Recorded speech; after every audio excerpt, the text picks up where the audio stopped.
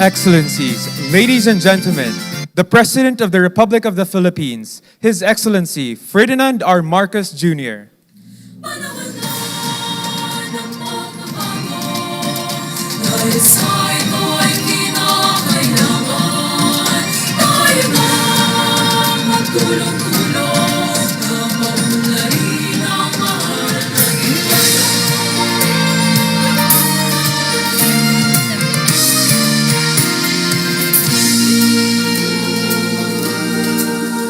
Panahon na ng pagbabago, dahil sa ito ay kinakailangan tayo na magtulong-tulong na We may now be seated. ang mahal nating bayan.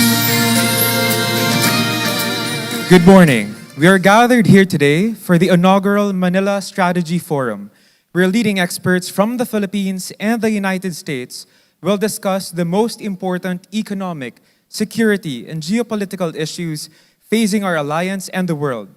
To begin our program, may we call on Mr. Gregory Poling of the Center for Strategic and International Studies to deliver his welcome remarks.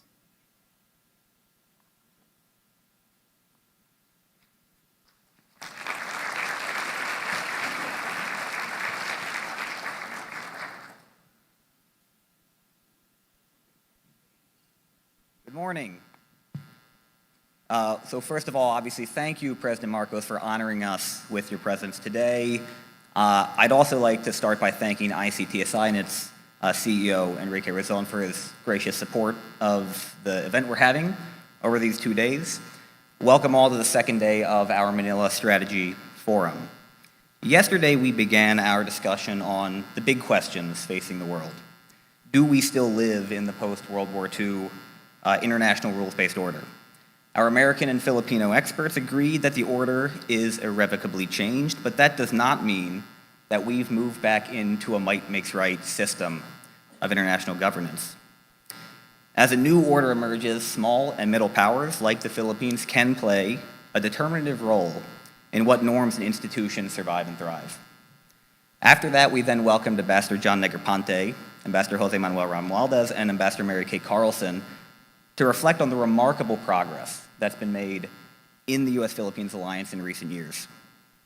The story of our deepening defense ties are well known and vital, but the ambassadors also highlighted the important steps on economics, even under the Trump administration, which has committed to support the Luzon Economic Corridor and announced that the Philippines would be the first country on earth to receive new foreign assistance from this State Department.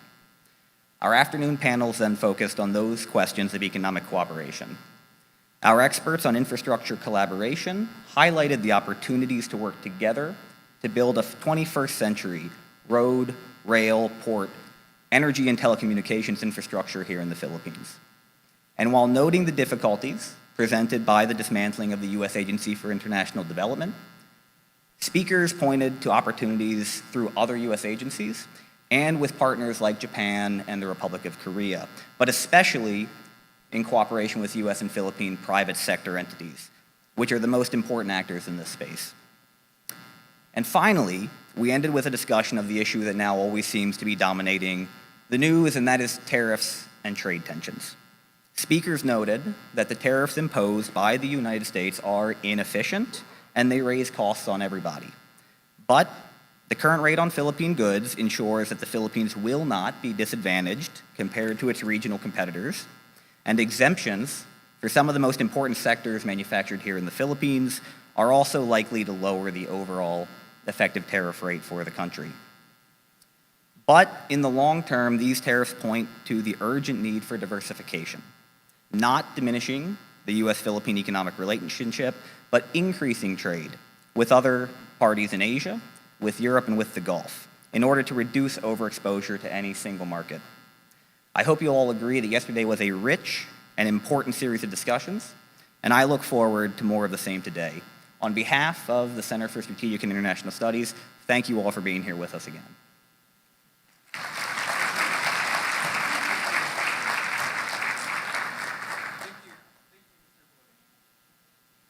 At this point, may we call on Philippine Ambassador to the United States of America, Ambassador Jose Manuel Romualdez to introduce our guest of honor and keynote speaker.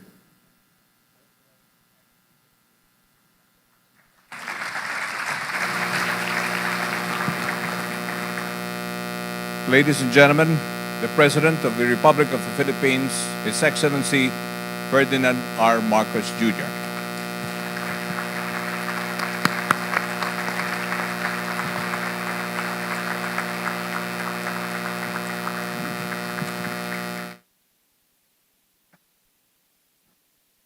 Thank you, Ambassador Babe Romualdez, for your kind introduction. Please let's be seated. The United States of America Ambassador to the Philippines, Ambassador Mary Kay Carlson, the Excellencies of the Diplomatic Corps, DPWH Secretary Vince Dizon, the Center for Strategic and International Studies, Southeast Asia Program Director and Senior Fellow Greg Polling, our former ambassador, the former ambassador of the United States to the Philippines, and who has since become one of the greatest champions of the friendship between the United States and the Philippines, Ambassador Negroponte. Participants. All the participants in this CSIS Manila Strategy Forum, my fellow workers in government, distinguished guests, ladies and gentlemen, good morning. It is a great pleasure to address this inaugural Manila Strategy Forum. And like everyone here, I commend the CSIS for its active and continuous support for the Philippines through the years. I envision that this forum will evolve into one of the leading security dialogues in this part of the world. Because if there is anyone who can realize this vision, it is a staunch supporter of the Philippines, Director Greg Polling, alongside his Southeast Asia team at CSIS. Thank you again for this important and timely initiative.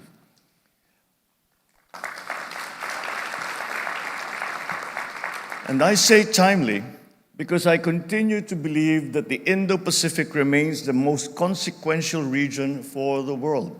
And we, the Philippines, are at the forefront, at the front line of it all. It is only fitting that key security forums are centered in this part of the world. In this light, we can see the strategic value of our relationship with the United States and its increasing significance in the region.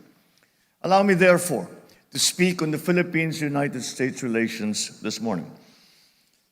During my recent visit to Washington, I heard one word that was repeatedly used to describe these current times.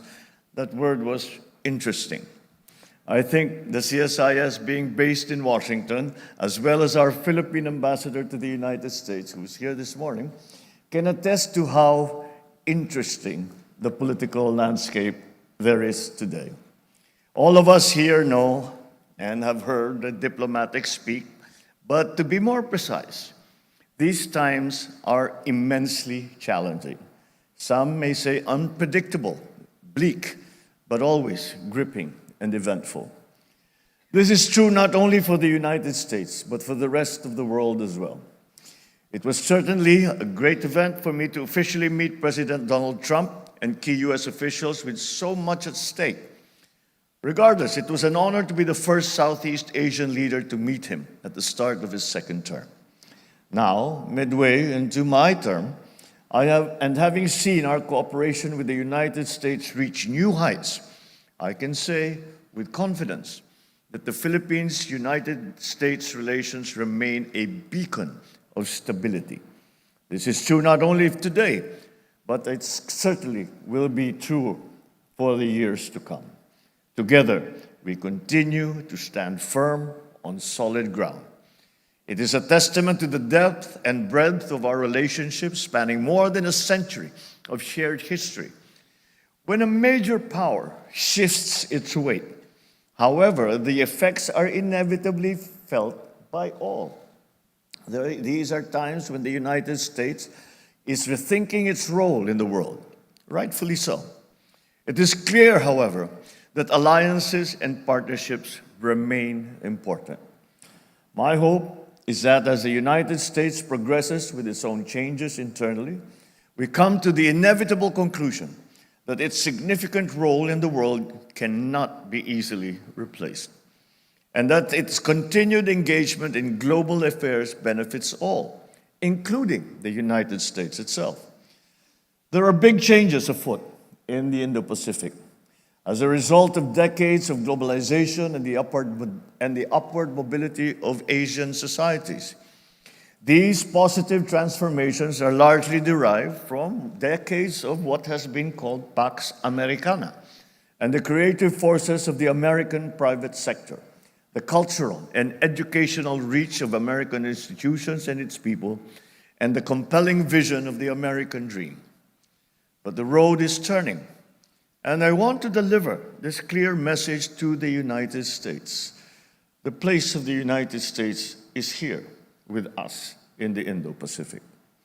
It will be crucial to the free and open nature of our region that your vigor, inventiveness, and resilience, essential drivers of the great American nation, continue to play a leading role in nurturing a strong and peaceful Indo-Pacific. That being said, I would like to make 3 points to characterize Philippines-United States relations as they stand. First, the Philippines-United States alliance serves the regional interest of upholding the rule of law and maintaining peace, security, and prosperity. Secondly, our joint economic security complements our mutual defense. And third, the alliance has stood the test of time and will continue to progress in response to emerging challenges. So as we approach 75 years of our alliance with the United States through our mutual defense treaty next year, we reflect on the past years during which we have stood shoulder to shoulder against the most significant threats to international peace and to security. This we did in the defense of democracy and the rule of law. Today, the most significant threat to the peace and stability we strive for is right here in our own neighborhood, here in the Indo-Pacific region. And this is not just an opinion. It is a fact. We in the Philippines can say this with certainty because we face the threat every single day. Our government vessels and fisherfolk continue to be harassed in our own waters, and we remain on the receiving end of illegal, coercive, aggressive, and dangerous actions in the South China Sea. This September is Maritime and Archipelagic Nation Awareness Month here in the Philippines. And we strongly believe that the protection of our marine resources and heritage is underpinned by a strict adherence to the rule of law. We always thank the United States for its support in enhancing our maritime domain awareness and boosting our maritime security efforts. During U.S. Secretary of Defense Pete Hegseth's visit to Manila last March, we committed to boosting defense industrial cooperation with the United States in areas such as production of unmanned systems, energetics, ship and aircraft maintenance and repair. The Philippines continues to build its resources to be an effective partner to the United States, a significant contributor to our mutual defense. And this brings me to my second point. Strengthening our common security requires strengthening our economies. Simply put, we do not take our mature security alliance as a license to remain on autopilot, to be complacent. We are committed to pursue our growth targets and provide better opportunities for our people, ensuring that economic strength and resilience deliver the dividends for enduring stability and security. A few months ago, we signed a grant agreement with the United States Trade and Development Agency for the development of a 155-kilometer freight railway connecting key ports of Subic, Clark, Manila, and Batangas. Many other areas are ripe for further economic cooperation between our countries, including ensuring semiconductor supply chain resilience, refining critical minerals, and developing civil nuclear power capabilities. Cooperation in these areas makes sense, not only economically, but also strategically in support of our shared security. And this brings me to my last point. The alliance of the Philippines and the United States has reached a necessary and natural progression towards trilateral and minilateral, multilateral engagements, building individual and collective capabilities to address common challenges. Because today's challenges are not bound by borders. Because of that, cooperation is absolutely essential. We have a growing trilateral partnership with the United States and Japan, under which we held a maritime dialogue last December and a national security meeting last May. With the United States, we have held multilateral maritime cooperative activities with Australia, with Canada, with New Zealand, within the Philippines' exclusive economic zone. And we have seen the growth of our annual Balikatan exercises with the participation of more partner nations and observers. Such minilateral cooperation is not limited to defense and security either. The railway project mentioned earlier is one of the infrastructure projects under the Luzon Economic Corridor, an initiative that has received significant support from Japan and the United States. This trilateral cooperation also includes engagements on cyber, digital, and other areas of the new technologies. These have resulted from the firm commitment of 3 maritime democracies to a free and open Indo-Pacific that is connected, inclusive, and prosperous. So I conclude with 2 brief caveats. First, like the United States, the Philippines is very much open to cooperating with its neighbors. We have many bilateral channels of communication and areas of cooperation. But in all of these, respect for our sovereignty, sovereign rights, and jurisdiction is and has always been and will always be non-negotiable. And second, we are aware that the United States has much on its plate, both geopolitically and economically. We certainly are closely watching developments in Ukraine, the Middle East, and other flashpoints because we are keenly aware that the outcomes of the situations in these regions will certainly influence the outlook of the global community elsewhere. And yet, we remain confident that the United States, as a self-declared Pacific nation, will remain oriented and committed to the Indo-Pacific, as history has consistently proven. Next year, we mark the 80th anniversary of the establishment of the Philippines-United States diplomatic relations. The United States will also celebrate its 250th year of its nationhood. Oftentimes, we forget to bring geopolitical discussions to the heart of our respective national interests, and that is our people. These twin milestones are another opportunity as friends, partners, and allies to work towards not only our common goals as governments, but towards a brighter future for our peoples. We have achieved so much together throughout history. I am humbled that there is still so much to be accomplished in the future. So lastly, the Philippines has the honor of chairing the Association of Southeast Asian Nations next year, or ASEAN. In its almost 60 years of existence, ASEAN has enjoyed decades of unparalleled growth and enduring peace thanks to its unique brand of multilateralism. Its extended relations have also grown exponentially, and I look forward to welcoming the world, including President Trump, to the Philippines next year to showcase ASEAN's significant achievements and potential. So once again, I thank CSIS for putting together this excellent forum, the first of hopefully many to come. I look forward to more productive discussions that you will have today, and I'm sure that those discussions will yield many, many outputs that will help us in our aspirations to maintain the peace and stability in our region. Thank you and good morning. Mabuhay ang bagong Pilipinas. Thank you, Mr. President. At this point, may we request the President to kindly grant us a photo opportunity. First, may we call on stage the members of the Diplomatic Corps represented here today.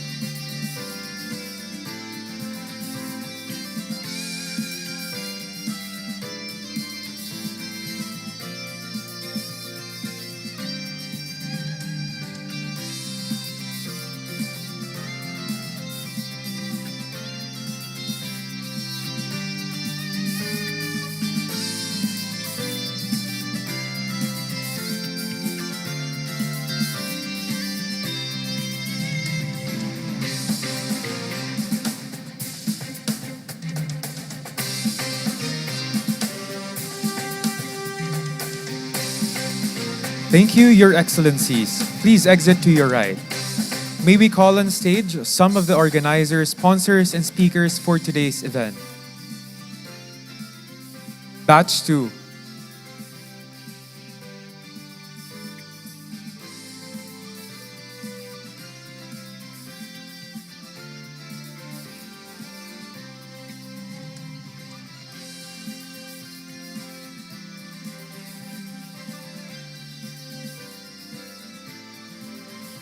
The rest of the CSIS speakers and moderators, please prepare. Thank you.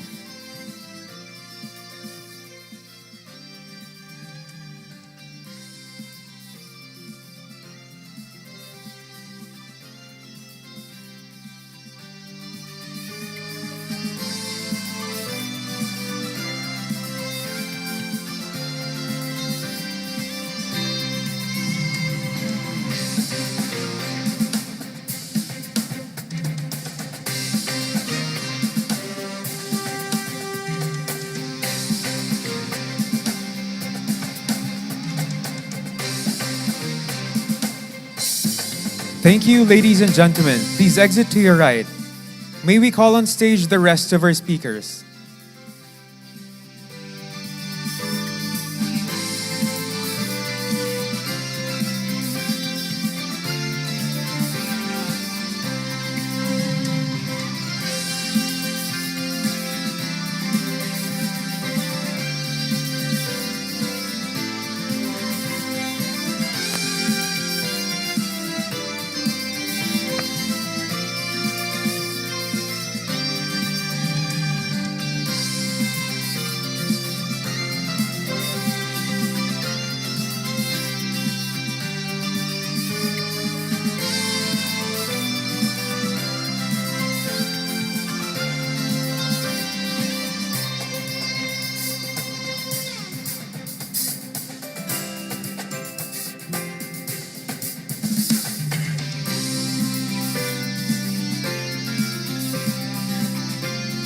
Thank you, ladies and gentlemen. Please exit to your right.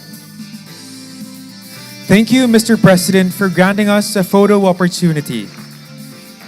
That concludes our program with the President. Thank you, Mr. President, for gracing the CSIS Manila Strategy Forum. Once again, Excellencies, ladies and gentlemen, the President of the Republic of the Philippines, His Excellency Ferdinand R. Marcos Jr.